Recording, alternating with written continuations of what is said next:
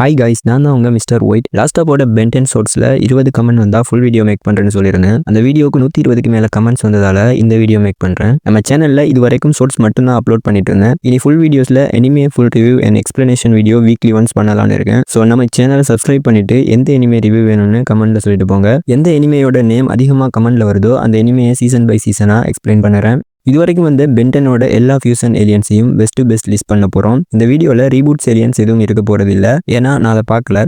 And also பென்டனோட ஃபியூசன்ஸ் மட்டும் தான் பார்க்க போகிறோம். ஏன் இதை சொல்கிறேன்னா, நிறைய பேர் கெவினோட ட்ரான்ஸ்ஃபர்மேஷனை எட் பண்ணலையான்னு கேட்டிருந்தீங்க, அதனால சொல்கிறேன். வாங்க வீடியோ ஸ்டார்ட் பண்ணலாம். பென்டனில் first time fusion aliens introduce பண்ணது பென்டன் கிளாசிக்கில் சீசன் 2 எபிசோட் 12 டாக்டர் எனிமோ என்ற மியூட்டன் ரெய்னு சொல்லப்படுற எபிசோட்ல தான். இந்த எபிசோட்ல பென்டன் கையை காலை வச்சுட்டு சும்மா இருக்காம ஆம்னிட்ரிக்ஸை ஒரு ஸ்க்ரூ டிரைவரை வச்சு நோண்டிட்டு இருப்பான். அதில் ஆம்னிட்ரிக்ஸோட டாப் கலந்து தெரிஞ்சிருக்கும், அதை கம்மை வச்சு ஒட்டிருப்பான். அதுக்கப்புறமா அவன் டிரான்ஸ்ஃபார்ம் ஆகும்போது 2 ஏலியன்ஸ் ஒன்னா ஃபியூசன் ஆகி டிரான்ஸ்ஃபார்ம் ஆகியிருப்பான். இதுல இருந்து தான் பென்டனுக்கு ஃபியூசன் ஏலியன்ஸோட ஐடியா கிடைச்சிருக்கணும். அதுக்கப்புறமா நம்ம ஃபியூசன் ஏலியன்ஸ் பார்த்தது பென்டன் ஒமினிவர்ஸ்ல தான். பென் 10,000 அவரோட பயோம்னிட்டிக்ஸை யூஸ் பண்ணி ஃபியூசன் ஏலியன்ஸா மாறியிருப்பாரு. இந்த பயோம்னிட்டிக்ஸ் உருவாக்குனதே பென்டன் தான் சொல்லியிருப்பாங்க.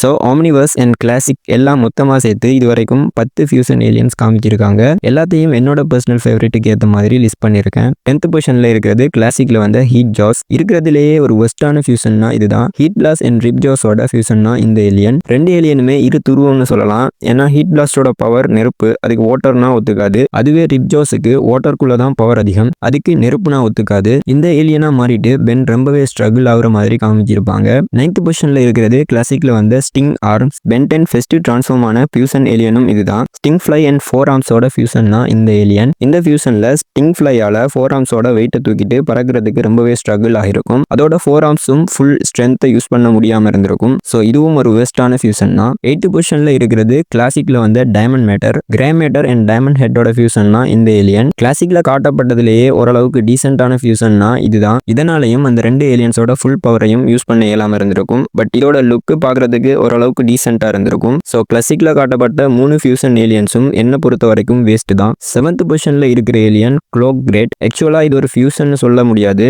ஏன்னா பென்டனோட கிளாக் ஒர்க்கும் பென் 23யோட டெக்னோ பபுளும் ஒன்னா சேர்ந்து தான் இந்த ஏலியனை உருவாக்கி இருப்பாங்க. டெக்னோ பபுள்னு சொல்லப்படுறது ஒரு கெல்வானிக் மெக்கமாஃப். இதனால எந்த பொருளோடையும் ஃபியூசன் ஆக முடியும். ஸோ இந்த ஃபியூசன் மூலமா கிளாக் ஒர்க்கோட பவரை இன்க்ரீஸ் பண்ணி மல்ட்ரானோட ஃபைட் பண்ணியிருப்பாங்க. 6th பொசிஷன்ல இருக்கிறது பிக் சக். பேபிக் அண்ட் அப்சக்கோட ஃபியூசன்னா இந்த ஏலியன். இந்த ஏலியன் ரொம்ப நல்லாவே ஃபைட் பண்ணியிருக்கும். பட் எனக்கு பர்சனலா இதோட டிசைன் சுத்தமா பிடிக்கல, ஏன்னா இதோட சைஸ் ரொம்பவே கம்மியா இருக்கும். வேபிக் எவ்வளவு பெருசா இருக்கும்னு எல்லாருக்கும் தெரிஞ்சிருக்கும். பட் இந்த ஃபியூசன்ல வேபிக்கோட பவரை எங்கேயுமே யூஸ் பண்ண மாதிரி காமிச்சிருக்க மாட்டாங்க.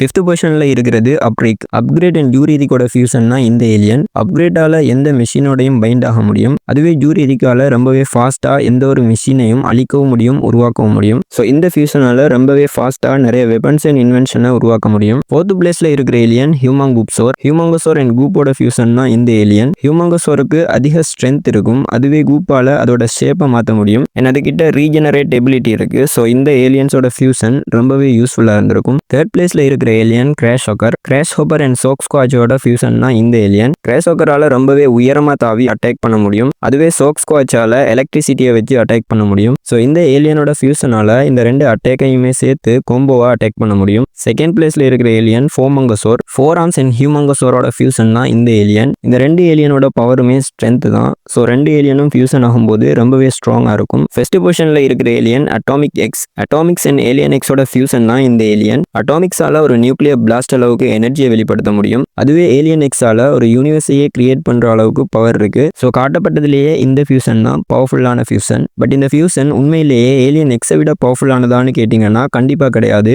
ஏன்னா ஏலியன் எக்ஸ் ஒரு செலஸ்டியல் சேப்பியன், பட் இந்த ஃபியூசன் அப்படி கிடையாது. ஏன் இதை சொல்றேன்னா, ஒரு எபிசோட்ல அன்னாஹிலாக்கால மொத்த யூனிவர்ஸுமே அழிஞ்சிருக்கும். பட் அதுல ஏலியன் எக்ஸ் மட்டும் அழிஞ்சிருக்காது. ஆனா இந்த அட்டாமிக் எக்ஸ் ஒரு குரோனோசேப்பியன் டைம் பாமால அழியிற மாதிரி காமிச்சிருப்பாங்க. ஸோ இந்த அட்டாமிக் எக்ஸோட ஃபியூசன் உண்மையிலேயே ரொம்ப பவர்ஃபுல்லான ஏலியன் தான். பட் ஏலியன் எக்ஸ் அளவுக்கு பவர்ஃபுல் கிடையாது. ஸோ இந்த லிஸ்ட்ல நான் எதுவும் தப்பா சொல்லியிருந்தாலோ இல்ல ஏதாவது ஏலியன்ஸ் மிஸ் பண்ணியிருந்தாலோ கமெண்ட்ல சொல்லிட்டு போங்க.